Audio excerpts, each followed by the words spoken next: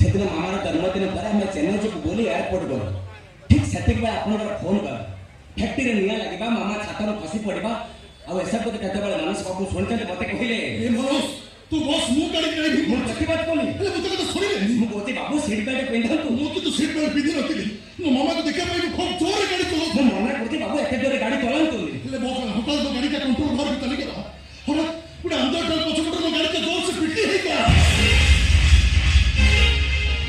मु seat belt पिंधते बोले मोर किछि आलानी बहुत कष्ट नारस बाबू को से गाड़ी भीतर बाहर करी हॉस्पिटल नहीं गली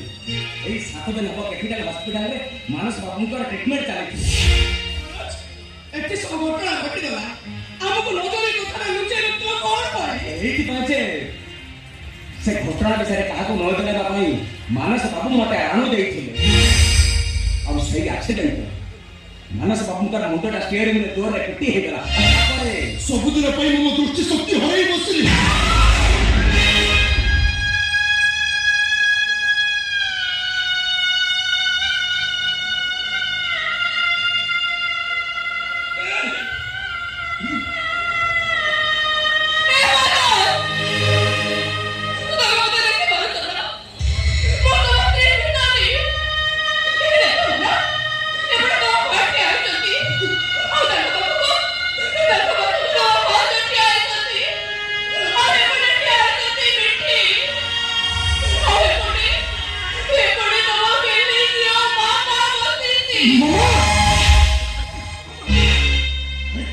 ए